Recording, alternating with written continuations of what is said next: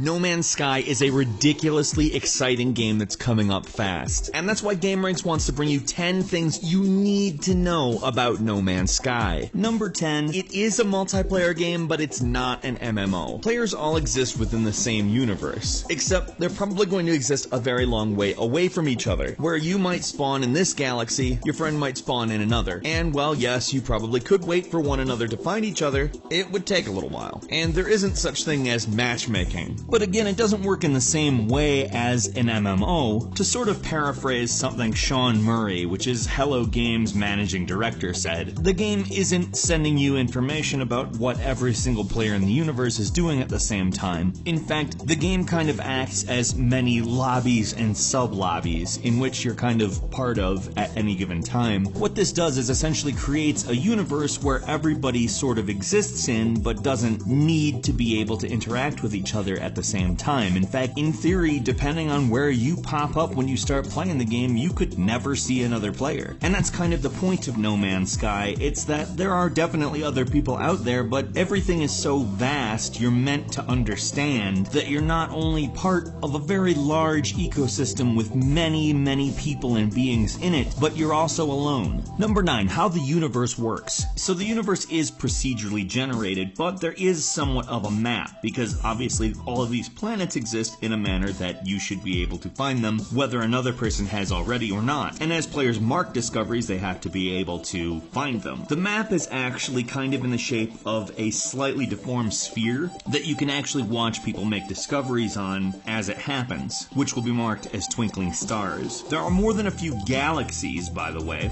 and in theory, you could fly in any direction forever, although it's very unlikely you'll ever actually get to nothing. Planets exist in star systems, which obviously orbit around stars, and all planetary and celestial bodies exist at varying sizes. Planets typically are of one biome, which if you're unfamiliar with other games that use biomes, a biome is essentially a type of environment. Like a temperate forest in real life would be a biome in a video game. All the various resources on the planet, such as the water, the land, what it's made up of, mining, etc., it's all there. The universe essentially functions as many different self-contained ecosystems that you have the ability to explore, and the deepness at which you can explore them is pretty staggering. Number 8, the gameplay. As I mentioned, No Man's Sky works as a self-contained universe, and the gameplay is essentially exploration and existence within that universe. Now, what that means is there are various obstacles within the universe. For instance, hostile beings on various planets. There are also space pirates, and the space pirates may attack various convoys or things going on in the universe. If you help the pirates or help the convoy, it creates a different amount of clout, so to speak. If you're in the middle of a fight and a strong affiliation with one of those two exists, you can call on them to sort of help you in a fight. But fighting is not really the focus of the game. You can play the game as a fighter, yes, but you can also play it as an explorer. You can play it as a trader, which by the way could include mining resources on certain planets and then selling them somewhere else for more money than they would be worth nearby. But you can also craft those resources into things that upgrade your suit of armor and even your ship or weapons. Really, the game is pretty unhindered as to what you can do with it, and given the vast expanse that it exists in, I think that it's going to keep us all busy for a very long time. Number 7, the Atlas. What is a strong piece of No Man's Sky's lore, which we are currently not fully aware of, is the Atlas, which is essentially a database. Now, how this slots into the lore of the game, obviously we don't know that yet, but we know basically how it works. When you make a new discovery, you use a beacon to send it to the Atlas. The beacons kind of look like a droid of some kind or some kind of machine, etc., but in essence they kind of work as a save point in a certain way. When you find a planet, you need to use the beacon in order to upload the data to the Atlas, A, to put your name on the planet, and B, so that others can find the planet as you've seen it. Number 6, space stations. There will be at least one of them in every system, and they essentially work as RPG shops. At least that's how I view it. You can trade resources for units there or purchase a new ship, and essentially engage in functions that are beyond that of a natural ecosystem. There are also more threatening looking space stations that may resemble the Death Star or other things like that you can attack. Now, you can't destroy them, because as I said, every system has at least one space station, so you can't bring that down to 0, but there are other reasons to do so. The developers kind of referred to it as a ship showroom or shop, but they're also a trading post and necessary part of the game if you have goals other than just wandering. Number 5, ships. As I mentioned in a previous point, there are 4 confirmed classes of ships: fighter, trader, scientist, and explorer. Now bear in mind that does not include the word freighter. There are no freighters, there are only small ships, and as of now, there aren't any plans to include bigger ones. The closest thing to a freighter obviously is a trader. They're a little bulkier and a little slower, but their weapons are heavier. They all have varying levels of hyperdrive, explorers having the best, and all require fuel. Now fuel's expensive, but you can also find resources to make it on planet surfaces. You can also upgrade the ship in various ways, including the hull, the hyperdrive, your laser, plasma, shields, how much cargo space is there, cloaking, etc. Being this is an infinite space simulator, your ship's kind of important, but it can be destroyed, and when it is destroyed,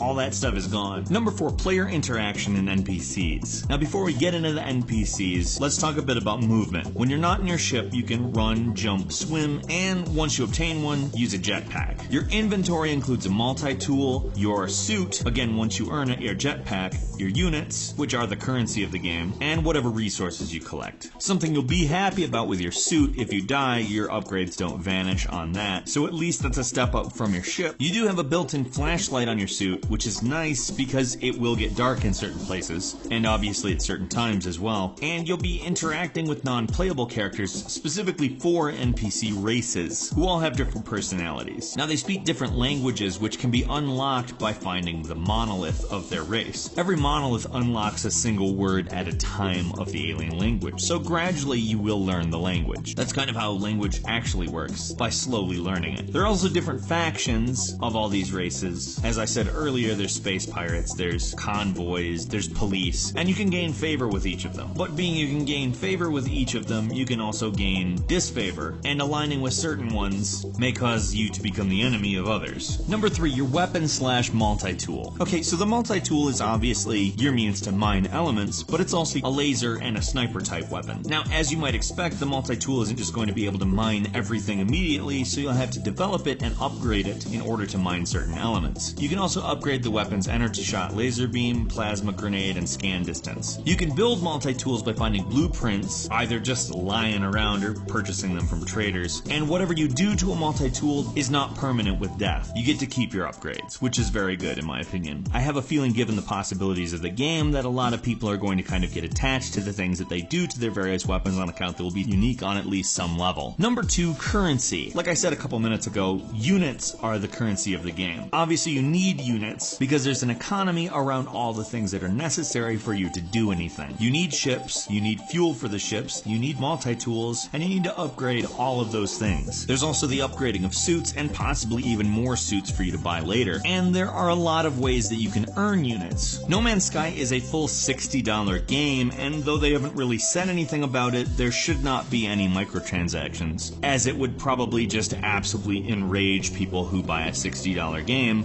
that promises them limitless possibilities and then tries to nickel and dime those things. There are other space games that have done similar things, and I don't think the No Man's Sky people want to deal with that. Finally, at number 1, No Man's Sky is a ridiculously sized game, and when I say ridiculously, I mean silly. There are 18 billion, that's right, 18 billion times a billion planets in the game. Now, obviously they didn't go about making all of them themselves, they're procedurally generated. It would be absurd to try to make that many planets in real life, let alone try to make them even look unique in some way. They made several different versions of several different things and created algorithms that combined those things into new things. Now, these planets are actually generated as you discover them, and currently only exist as seeds. If you're a Minecraft player, you know exactly what that means, but if not, it's kind of just a number that tells the computer, okay, generate a planet with this set of criteria. This will result in the use of various biomes, which are kind of archetypes for the environment, to create many unique planets with different types of life on them that kind of all seem different in their own way, because one planet may favor a certain trait over another trait, and the ecosystem that results from that is always going to be different. Essentially, don't ever plan on seeing the entirety of No Man's Sky. You can't. Your life doesn't span the amount of time necessary